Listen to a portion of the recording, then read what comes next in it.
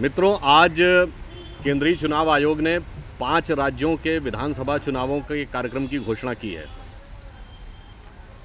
Bharatiya Janata party इसके लिए पहले से ही तत्पर और कटिबद्ध है और हमें पूर्ण विश्वास है कि इस समय जिस प्रकार का वातावरण पूरे देश में बना हुआ है, जो कि भारतीय जनता पार्टी के पक्ष में है,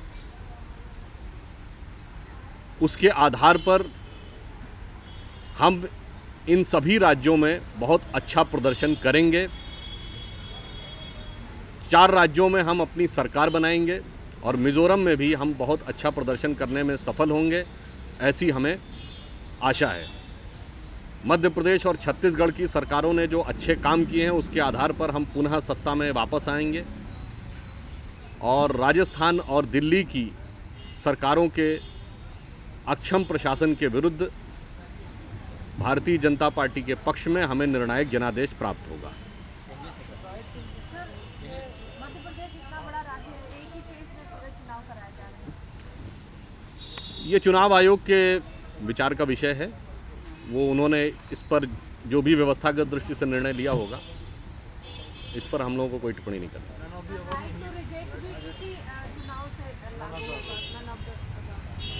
राइट टू रिजेक्ट के संदर्भ में पहले भी बताया जा चुका है कि वो एक प्रावधान जब पेपर बैलेट होता था तब वो था, और जब से ईवीएम मशीन्स आई थी तो उसका प्रारूप कुछ बदल गया था, जिसके के आधार पर वह आइडेंटिटी डिस्क्लोज हो जाती थी। तो वो एक प्रकार से प्रावधान पुनः स्थापित हुआ है। So it's been also seen as a litmus test for Narendra Modi's run today. Right back in 2014 general election, you were fighting under his leadership. These are the state elections. Obviously, we are the national party, so national issues will also having the prominent. But these are the state elections, so state issues will definitely prevail. क्या ये लोकसभा के semifinal की तरह देखा जाएगा? As I've already told that these are the state elections. Definitely, national issues will be having an overbearing, but state issues will be on the forefront. Sudhanshu, but one factor is there that over the last few months, your top leaders, all of them have said that Narendra Modi right now is the most popular leader in the country. Once the most popular leader in the country is in the fray, campaigning for state issues, don't you think that there will be some kind of a test of a most popular leader?